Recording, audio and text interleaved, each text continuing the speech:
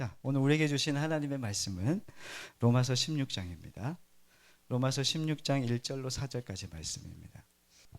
우리 함께 한 목소리로 읽도록 하겠습니다. 시작. 내가 괭그레아 교회의 일꾼으로 있는 우리 자매 베베를 너희에게 추천하노니 너희는 주 안에서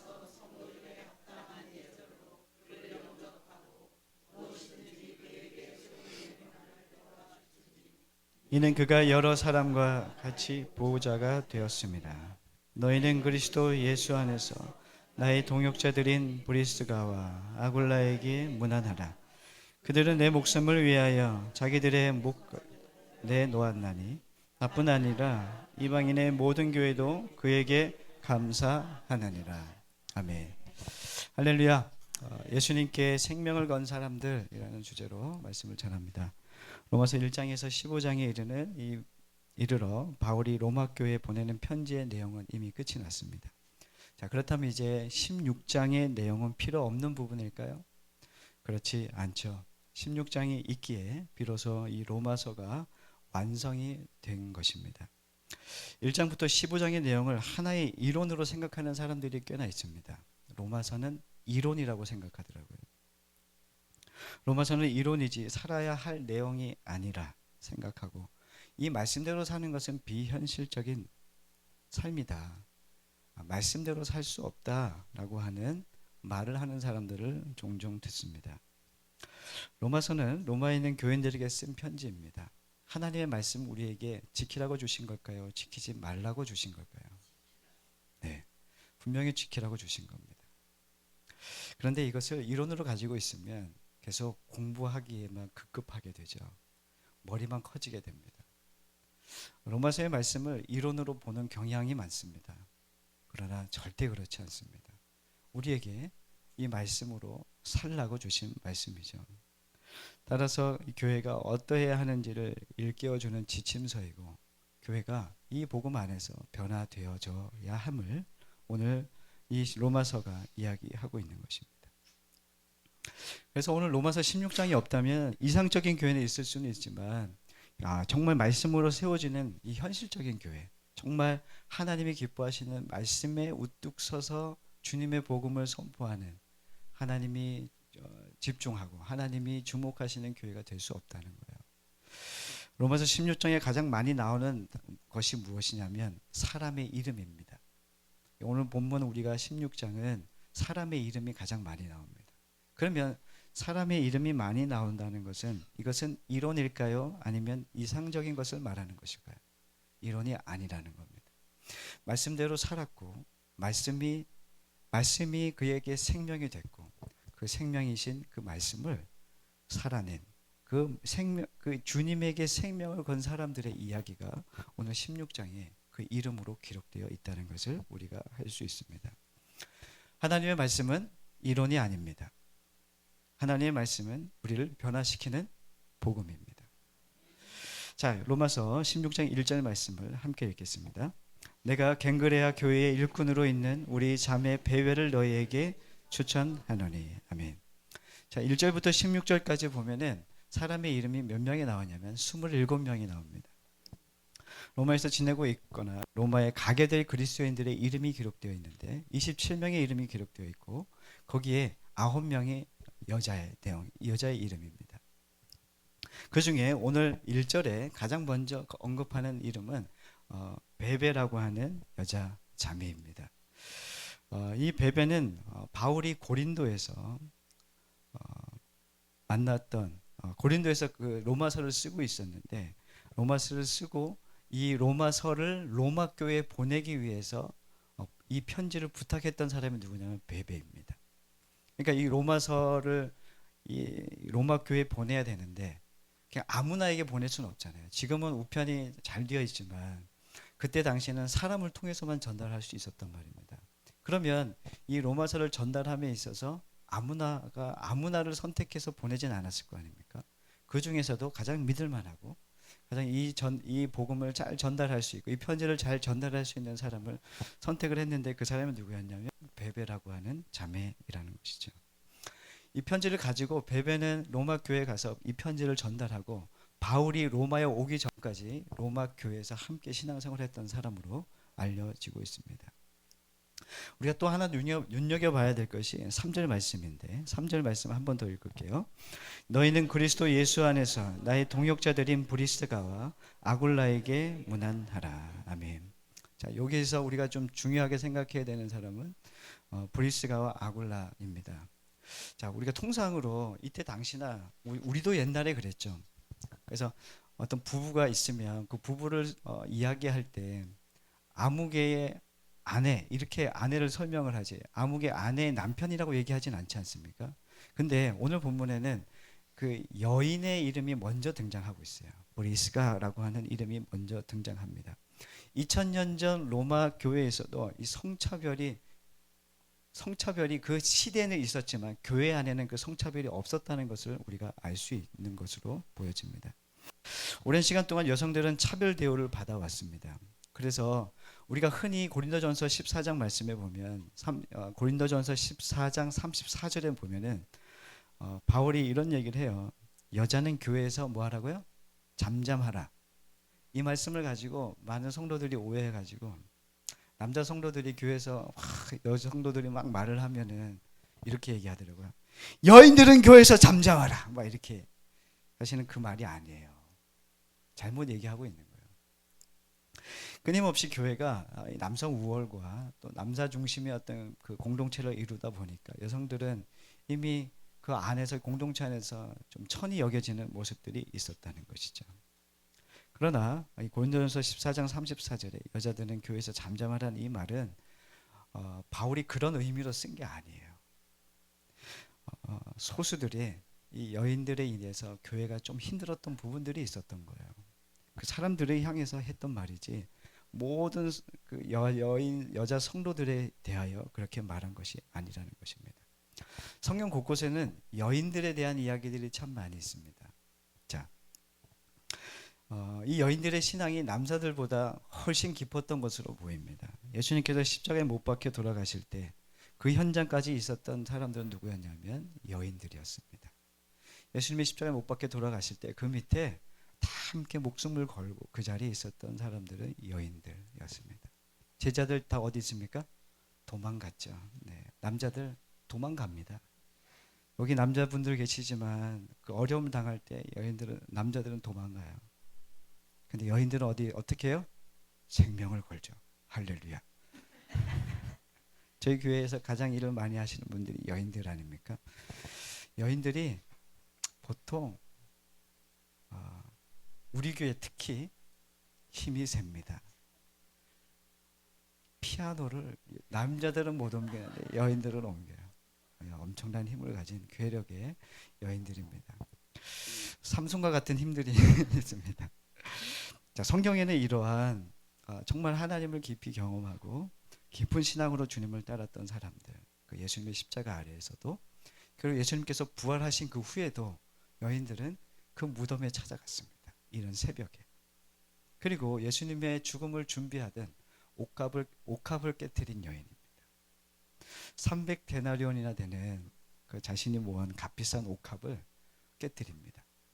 그리고 주님을 장례를 준비하며 그 주님 앞에 장례를 준비하는 여인의 모습도 성경에는 기록되어 있습니다. 바울은 이 베베라고 하는 이 여인을 처음 언급하고 있어요. 그러면서 어떻게 얘기하냐면 우리 자매 이렇게 얘기합니다. 우리 자매 베베 이렇게 얘기합니다. 성경에는 형제라는 아델포스라는 이름도 많이 등장합니다. 형제. 그런데 이 자매에 대해서도 이야기하듯이 중요한 건 뭐냐면 바울은 형제, 자매 이거에 대해서 남자의 우월함, 여자의 비천함 이런 걸 얘기하지 않아요. 똑같이 보았다는 거예요. 우리의 형제, 우리의 자매 차별이 없어요. 교회 안에 이런 차별이 없기를 간절히 원합니다. 여러분들 성도와 성도들 안에 가장 중요한 것은 서로를 존중히 여기는 겁니다. 누가 더 낫고 누가 더 큰 일을 할 수 있는 그 남자이기 때문에 그렇게 할 수 있고 이런 것도 없습니다. 모두 공평합니다. 하나님 앞에서 이 복음은 차별 없는 복음으로 우리에게 드러나 있습니다. 사도 바울은 이 베베에 대하여 장점을 많이 보았던 것으로 보입니다. 그래서 이 여인에 대하여 장점을 가진 마음으로 그 여인을 바라봐 주면서 로마 교회에 보내면서 이 편지에 그 여인의 이름을 적고 존중하는 표현으로 오늘 보여지고 있는 것을 보게 됩니다. 자, 2절 말씀을 함께 읽겠습니다. 시작. 너희는 주 안에서 성도들의 합당한 예절로 그를 영접하고 무엇이든지 그에게 소용되는 바를 도와줄지니 이는 그가 여러 사람과 나의 보호자가 되었습니다. 아멘. 2절 첫 앞에 전반부에는 주 안에서 성도들의 합당한 예절로 그를 영접하고 라고 되어 있습니다. 여기서 합당한 예절이란 무엇일까요? 합당한 예절, 성도들 간의 합당한 예절이란 하나님께서 그 사람을 통해 역사하신다는 사실을 인정하는 것을 합당한 예절이라고 성경은 표현하고 있어요. 바꿔 말하면 이런 거죠. 성도와 성도의 관계 속에서 나 혼자 하나님을 독차지하려는 생각을 버리라는 겁니다. 하나님께서 나만 통해서 역사하신다고 생각하지 말라는 거예요. 하나님께서 나만 통해서 역사하실 거라는 생각을 버리라는 겁니다. 내가 하나님의 사랑을 더 크게 받고 있다라고 착각하지 말라는 거예요. 하나님은 그런 하나님이 아니시죠. 또한 성도들 안에 그러한 말은 성도들 안에 이 합당한 예절이 아니라는 겁니다. 이게 그리스도 안에서 이런 모습들이 성도들 안에 있어야 됩니다. 합당한 예절이 뭐냐면 그 사람 안에도 하나님께서 일하시고 계시구나.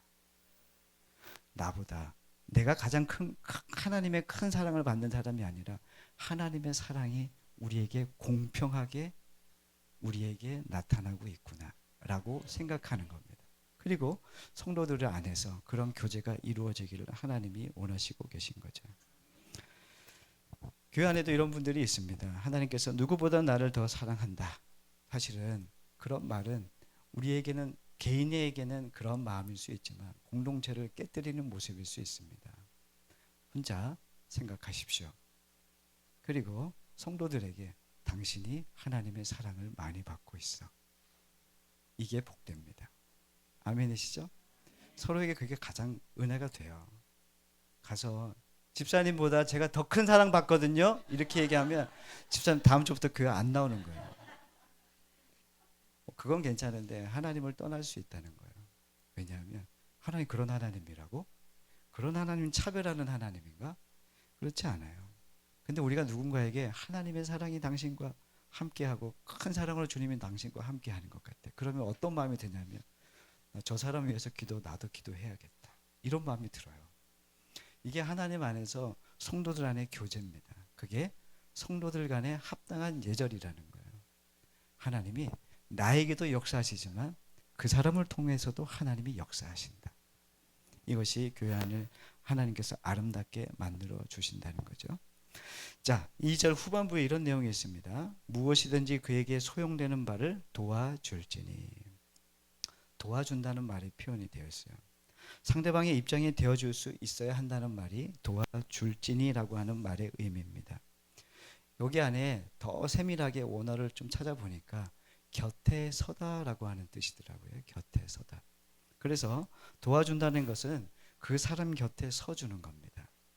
어려움을 당한 어려운 처지에 있는 사람 곁에 서주는 것. 이것이 하나님께서 우리에게 말씀하시는 거죠.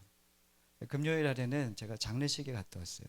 장례식에 갔다 왔는데 제자의 장례 그 부모님이 돌아가셔서 5년 동안의 암투병을 하시고 하나님 나라의 부름을 받으셨어요. 신앙이 좋지 않았는데 그 환난 가운데 또 어려움 가운데 하나님을 깊이 만나는 경험을 하셨다는 이야기를 듣고 감사했습니다. 그리고 그 가정의 모든 사람들이 그 얼굴에 하나님 주신 은혜가 있어서 더욱 감사했고 저는 그 조문을 줄 서서 한 건 처음이었어요.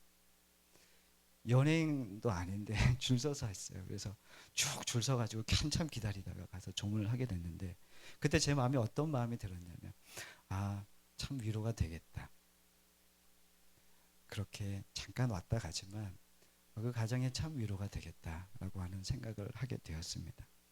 여러분들 어려움을 당한 사람들에게 뭔가 말을 하려고 하지 마시고 곁에 있어 주기를 바랍니다. 어려움을 함께 나누고 함께 그 시간을 잘 견딜 수 있도록 곁에 있어 주는 것 이것이 하나님께서 우리에게 원하시는 모습인 줄 믿습니다. 2절 후반부에 보면 또 이런 말씀이 있습니다. 이는 그가 여러 사람과 나의 보호자가 되었습니다. 보호자라고 하는 표현이 사람에게 쓰는 표현은 처음이에요. 성경 어디에도 보호자라고 하는 표현이 없어요. 근데 사도 바울이 이 베베에게 나의 보호자였다는 거예요. 어떤 표현으로 이렇게 썼을까? 좀 추측을 좀 해보기도 하고 생각을 해보니까 좀 찾아보니까 이런 거였어요. 사도 바울이 복음을 전하는 모든 상황 가운데 하나님께서 이 전도 여행을 하는 가운데 경제적인 어려움, 또 법적인 어려움들이 분명히 있었을 거라는 거죠. 그 가운데 이 베베라는 이 자매가 그 경제적인 부분과 또한 또 법적인 부분들에 어느 정도의 도움을 주고 보호자의 역할을 했던 것으로 보입니다. 바울은 하나님께서 이 자매를 통해 하나님 보호하심을 경험했을 거라고 생각이 돼요. 하나님의 보호하심이 이 베베라고 하는 자매를 통해 하나님의 보호하심을 경험하는 것. 반대로 이 베베라고 하는 자매는 바울과 함께 교통하고 함께 교제하면서 무엇을 경험했을까요? 영적인 보호를 경험했을 겁니다. 바울에게 그 뜨겁게 하나님이 역사하시는 것을 보면서 바울과 함께 교제하면서 영적인 보호하심을 경험했을 겁니다. 다시 말하면 이걸 얘기하는 거죠. 우리는 누구에게 보호만 받는 존재가 아니라는 겁니다. 베베도 바울도 서로에게 그 보호자의 역할을 해주고 있었던 겁니다.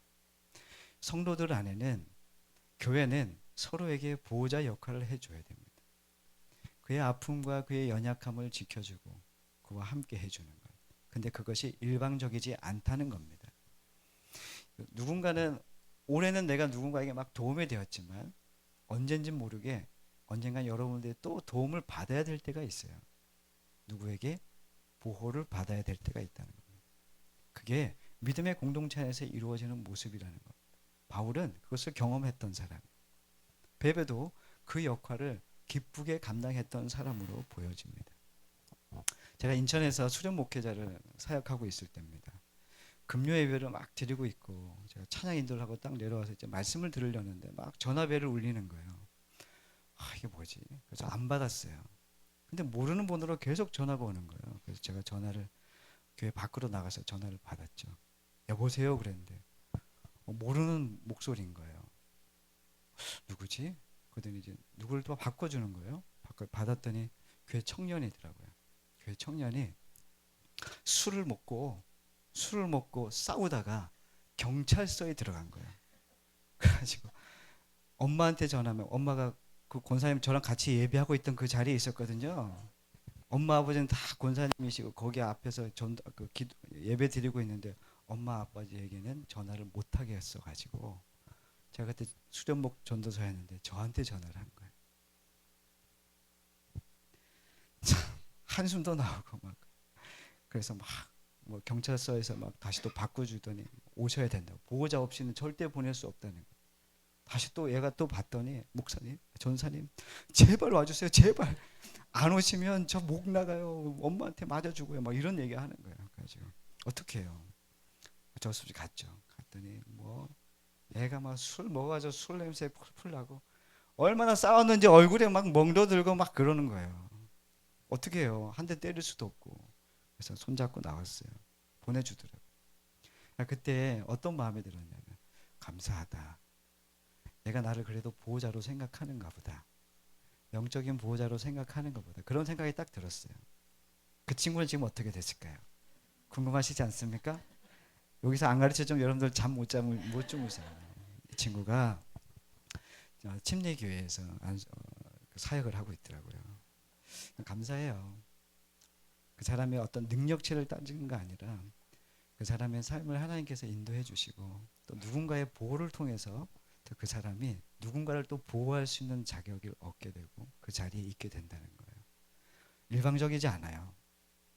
이 하나님의 인도하심은 일방적이지 않고 우리를 어디에 두시든지 그것은 우리가 도움을 받을 때도 있지만 도움을 줘야 하는 자리에도 서게 된다는 겁니다. 그게 교회라는 겁니다. 여러분들도 이 교회에서 헌신만 하려고 하지 마십시오. 교회에서 마음껏 좀 받아 누리셨으면 좋겠어요. 할렐루야. 잘 못 받는 사람이 잘 못 섬겨. 너무 또 받으려고 하면 안 돼. 또 어떻게 해서 또 하나님 안에서 그 사람을 위해서 보호할 수 있는 그런 마음을 가지고 그들을 돌아볼 수 있는 마음들이 있기를 간절히 소망합니다. 이럴 때 하나님의 신비가 교회 안에 은혜의 열매로 열리게 될 줄 믿습니다. 자, 우리 함께 3절 한 번 더 읽도록 하겠습니다. 시작. 너희는 그리스도 예수 안에서 나의 동역자들인 브리스가와 아굴라에게 문안하라. 아멘. 여기서 브리스가와 아굴라, 이 사람의 좀 이름을 많이 익숙하지 않습니까? 누가 생각납니까?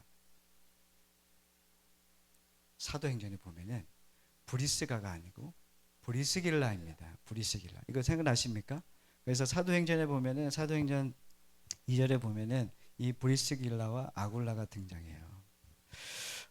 근데 사도행전에서 이 가정을 이 부부를 부르는 이름하고 로마서에서 부르는 이름이 좀 다르잖아요. 그 이유가 뭘까? 찾아봤더니 이런 거예요. 이 사도행전에서 브리스길라라고 되어 있는 이 이름은 그 사람을 낮게 부르는 거예요. 원래 이름은 브리스가인데 아굴라와 함께 결혼을 하고 난 다음에 이 사람 이름을 좀 작게 부르는 경우가 브리스길라였던 거예요. 사도행전의 저자는 누가입니다. 누가는 그 유대인들의 어떤 그런 세계관 안에서 그렇게 이름을 불렀던 것으로 보여요. 나쁜 의미는 아니지만 로마서에서 바울은 그 사람을 낮은 자로 여기지 않았어요. 그래서 브리스가 아굴라 이름도 어떻게 해요?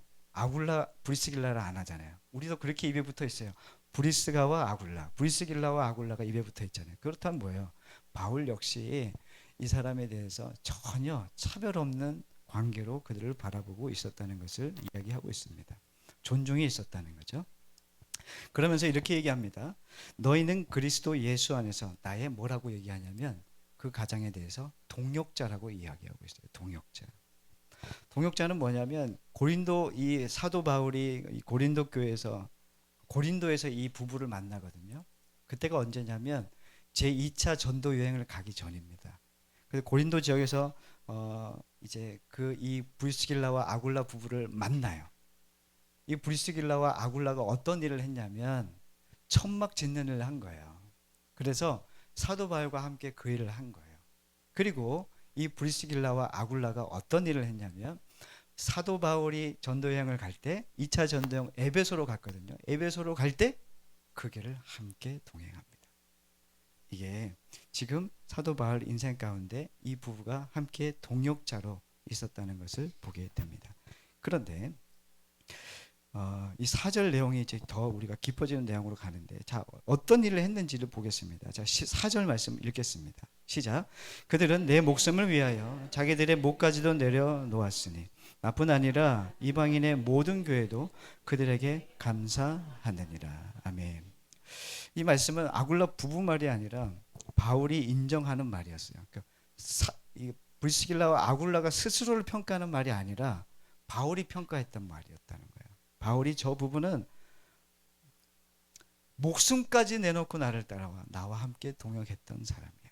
그런데 더 나아가서 뭐라고 얘기하냐면 나뿐만 아니라 이방인의 모든 교회도 그들에게 감사하고 있다는 거예요.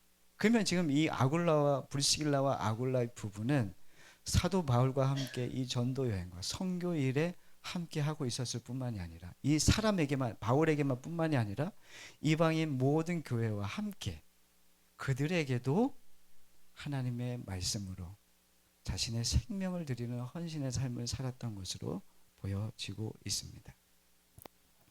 사도 바울이 에베소 지역에서 어떤 일이 벌어진 줄 아십니까? 모르시죠? 사도행전의 말씀에 그 내용이 있는데 우리 그 말씀만 좀 찾아보겠습니다. 사도행전 19장입니다. 사도행전 19장 23절입니다. 왜 목숨까지도 내놓고 이런 얘기를 하는지를 사도행전을 보면 왜 그런지 알게 됩니다. 사도행전 19장 23절로 28절까지 말씀 함께 읽겠습니다.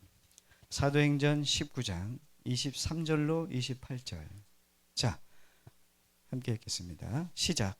그때쯤 되어 이 도로로 적지 않은 소동이 있었으니 즉 데메드리오라 하는 어떤 은장색이 은으로 아데미의 신상 모형을 만들어 직공들에게 적지 않은 벌이를 하게 하더니 그가 그 직공들과 그러한 영업하는 자들을 모아 이르되 여러분도 알거니와 우리의 풍족한 생활이 이 생업에 있는데 이 바울이 에베소뿐 아니라 거기에 전 아시아를 통하여 수많은 사람을 권유하여 말하되 사람의 손으로 만든 것들은 신이 아니라 하니 이는 그대들도 보고 들은 것이라. 우리의 이 영업이 천하여질 위험이 있을 뿐 아니라 큰 여신 아데미의 신전도 무시당하게 되고 온 아시아와 천하가 위하는 그의 위엄도 떨어질까 하노라 하더라. 아멘. 쉽게 얘기하면 이겁니다. 사도 바울이 에베소 지역에 가서 복음을 전했습니다. 그리스도의 도를 정했어요. 예수님의 길을 전했습니다.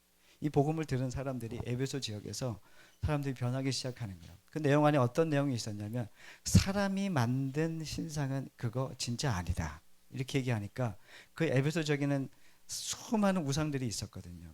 그러니까 우리가 뭐 어디 거기 절에 가면 절에 올라가는 초입에 뭐가 있어요? 그 뭐 이렇게 부처나 뭐 이렇게 뭐 이런 거 있잖아요. 그런 걸 막 파는 상점들이 있단 말이에요. 그 에베소 지역에는 아주 우상이 심했어요.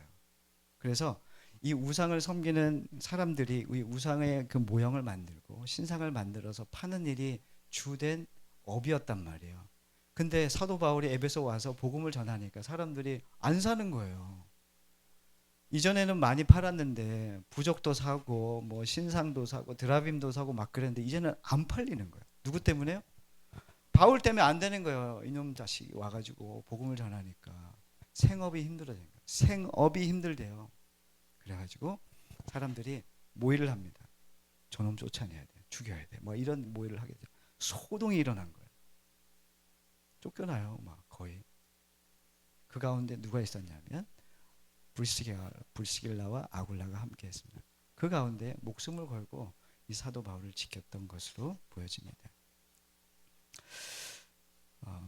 사도 바울은 브리스길라와 아굴라는 스스로 자신을 평가하지 않았어요. 지금 이 브리스길라와 아굴라의 평가는 누구의 평가냐면 바울의 평가인 거예요. 그 자리에 함께 나와 동역하면서 이 부부가 어떠한 삶을 살았는지 아는 거죠. 자신의 목숨도 아끼지 않고 그 일에 함께 동역했음을 볼 수가 있습니다. 자, 여러분들 사람들은 자기도 모르게 다른 사람을 평가를 잘해요. 여러분들 평가 잘하십니까? 못하십니까? 너무 잘하잖아요. 저 평가합니까? 안 합니까? 제일 많이 해요. 제일 많이. 엄청 많이 해요. 제가 듣는 것만 해도 엄청 많은데 안 듣는 것만 해도 얼마나 할까요? 근데 다른 분들은 평가 안 할까요? 평가하죠. 저는 여러분들 평가할까요? 안 할까요? 저는 거룩해서 평가를 안 해요. 평가를 하죠. 사람은 다 평가를 하게 됐어요. 근데 오늘 말씀을 통해서 우리가 알 수 있는 건 나는 자신은 자신을 평가할 수 없어요. 이걸 알아야 돼요. 자신을 어떻게 생각하냐면 자신은 좋은 사람이라고 생각한단 말이에요. 자신들이 왜 사람들에게 막 어떤 도움을 주려고 하냐면 사람들은 자신이 좋은 사람이라고 생각해요. 그래서 뭔가 자신을 좋게 평가하기를 좋아한다고요. 사실 그래요, 사실 다. 그렇지 않습니까? 남을 평가한다는 얘기는 자기가 뭐란 얘기예요? 잘났다는 거잖아요. 아닙니까? 거짓말하지 마십시오. 우리는 그래요. 인간의 죄성이 그래요. 평가하기를 즐겨한단 말이에요. 자신을 어떻게 봐야 되냐면 다른 사람이 나를 어떻게 보느냐가 더 중요합니다. 그 사람은 나를 어떻게 평가하고 있는가. 그게 제일 중요합니다. 그게 나입니다. 근데 다른 사람도 나를 잘 평가하지 못할 때도 있습니다. 그렇지 않을까요? 다른 사람도 나를 온전히 평가하지 못합니다. 그렇다면 누가 우리를 잘 평가할 수 있을까요? 하나님이십니다. 우리는 뭐에 집중해야 되냐면 나 스스로 나를 평가하려고 애쓰지 마시고 다른 사람이 나를 어떻게 볼까를 너무 관심을 갖지도 마십시오. 중요한 것은 하나님이 나를 어떻게 평가하시는가에 집중하시라는 거죠. 오늘 이 사절 말씀이 그거예요. 사도 바울을 통해서 우리에게 던지고 있는 메시지는 이거예요. 하나님이 우리를 어떻게 평가하시고 어떻게 바라보시고 계시는가요? 여러분들은 주님을 향해서 생명을 걸고 주님을 따릅니까? 아니면 기회가 생길 때 내가 주님께 뭔가 해드리는 삶을 살고 있습니까? 베베, 브리스길라와 아굴라 부부는 하나님께 자신의 생명을 내어 던졌던 사람들, 그리고 이어지는 모든 사람들의 이름들이 기록되어 있는 그 사람들 또한 사도 바울과 함께 예수 그리스도께 생명을 걸었던 사람들입니다. 하나님이 여러분들에게 전 재산 다 드리라고 안 해요. 여러분들 시간 다 드리라고 얘기 안 합니다. 그럼 하나님 우리에게 뭘 원하시냐면 여러분들의 마음의 중심입니다. 여러분들의 마음에 예수께서 여러분들의 마음의 중심의 주인이 되시기를 원하십니다. 이것이 하나님 우리를 원하시는 하나님의 마음이십니다. 하나님 돈도 필요 없어요. 하나님은 시간에 구애받지 않으세요. 여러분들의 재능이 하나님 필요하시지도 않습니다. 여러분들이 주님께 뭘 해드리려고 해도 주님은 그것이 해드림이 아니에요. 하나님 편에서는. 아세요? 여러분, 다만 여러분들이 하나님께 받은 은혜를 하나님께 드리는 거예요. 뭔가 내가 이걸 해서 하나님의 영광, 그거는 우리의 착각입니다. 여러분들이 영광스러운 일에 참여해도 영광스러움을 이뤄내는 주체가 아니잖아요. 거기에서 뭐 하고 있어요? 싸우고 있잖아요. 다투고 있잖아요. 원망하고 있잖아요. 하나님 불러주셨는데 두려워하고 있잖아요. 고민하고 있잖아요. 이게 우리란 말이에요. 하나님이 우리를 사랑하셔서 이 자리에 두시고 우리를 통하여 그 일을 이루어 가시는 주체가 누구냐면 하나님이죠.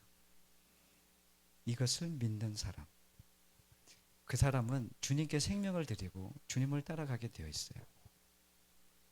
그 사람은 자신의 가정에서도 자신의 일터에서도 그러한 마음으로 주님 앞에 섭니다. 하나님이 그 사람을 주목할까요? 안 할까요? 주목하시죠. 하나님이 그 사람을 어떻게 평가할까요?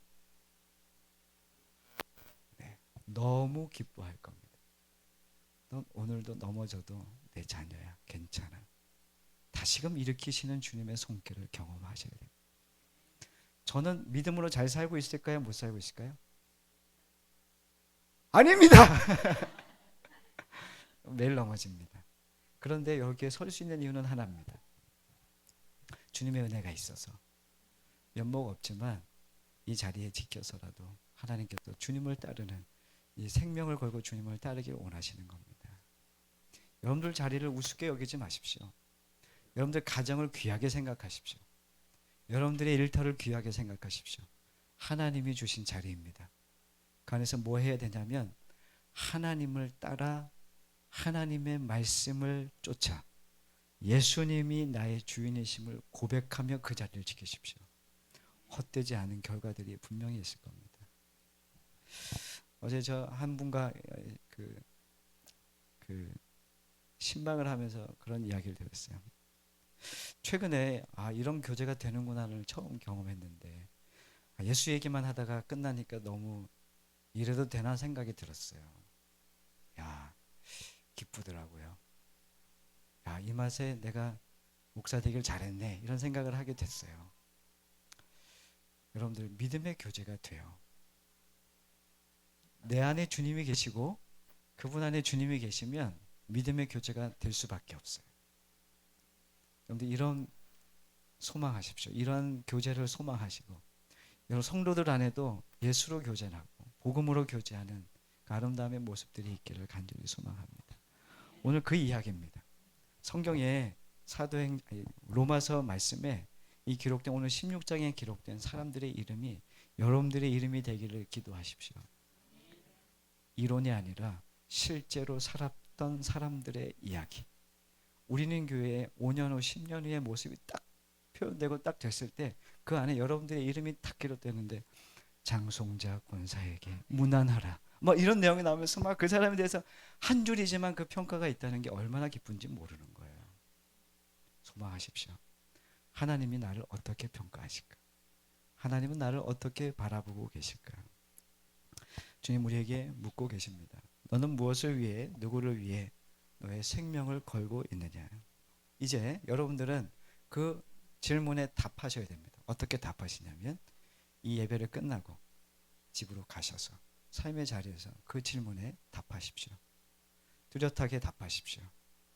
흐리멍텅하게 그런 듯 아닌 듯 살지 마시고 너는 무엇을 위해 누구를 위해 너의 생명을 걸고 있느냐에 여러분들의 삶으로 답하실 차례입니다. 그 삶은 로마서의 인생을 살고 있는 것입니다. 오늘 여러분들에게 그 로마서의 그 말씀이 이론이 아닌 실제임을 드러내는 예수님의 참된 증인들로 서 가시기를 간절히 소망합니다.